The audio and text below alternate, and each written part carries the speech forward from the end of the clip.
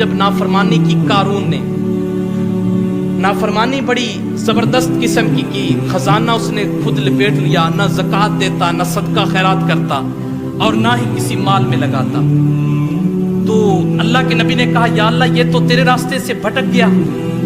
آواز آئی موسیٰ تو جس طرح چاہے گا اس طرح کر دے، یہ زمین بھی تیرے تابع ہے، ہوا بھی تیرے تابع ہے، کائنات کا ذرہ ذرہ تیرے تابع ہے، تو جس طرح چاہے حکم دے زمین ایسے ہی کر لے گی۔ اللہ کے نبی نے کہا اے زمین اس قارون کو اپنے اندر دھنس لے۔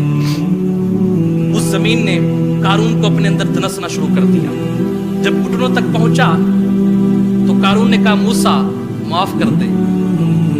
کہا نہیں نہیں، معافی کا وقت بیت گیا، تو نے بڑی غلطیاں کی، تو نے بڑی سزائیں دی لوگوں کو، تو نے بڑی کوتاہی کی۔ کہا نہیں موسیٰ معاف کر دے، خدا کے لیے معاف کر دے۔ کہا نہیں نہیں، وقت بیت گیا، زمین اسے اور اندر دھنس۔ زمین نے اور اپنے اندر دھنسنا شروع کر دیا۔ جب پیٹ تک پہنچا تو پھر کہتا ہے موسیٰ معاف کر دے، اور مجھے پتہ ہے تو مجھے کیوں نہیں چھوڑ رہا، تاکہ تو میرے خزانے کا مالک بن جائے۔ اللہ کے نبی نے کہا اے زمین اس کے خزانے کو بھی اپنے اندر دھنس لے، اور پھر اس کے خزانے کو بھی اس کے اندر دھنسنا جانے لگا۔ پھر جب گردن تک پہنچا تو کہا موسیٰ معاف کر دینا، معافی مانگ جو رہا ہوں، ساری زندگی تیری تابع داری کروں گا، میں بھٹکوں گا نہیں، تیری نافرمانی نہیں کروں گا۔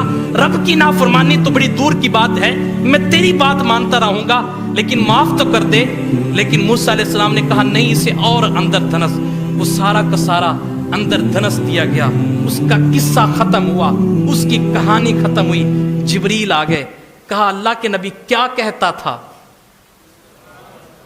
کیا کہتا تھا؟ کہا وہ معافی مانگتا تھا۔ کہا معافی نہیں دی؟ کہا کیسے دیتا؟ اس نے کیا کیا ظلم نہیں ہم پہ کیے، اس نے کیا کیا زیادتیاں نہیں ہمارے ساتھ کی؟ کہا اچھا پھر اللہ تعالیٰ کوہ طور پہ بلا رہا۔ جب کوہ طور پہ پہنچے آواز آئی پاک نبی، وہ کیا کہتا تھا؟ عرض کی میرے مولا وہ معافی مانگتا تھا۔ کہا کتنی بار مانگی؟ کہا یا اللہ 4 بار مانگی معافی۔ کہا پھر معاف کیوں نہیں کیا؟ کہا مالک کیسے کرتا؟ آواز آئی موسیٰ مجھ سے 1 بار بھی معافی مانگتا، میں اس قارون جیسے بدترین انسان کو معاف کر دیتا۔ مجھ سے مانگ کے تو دیکھ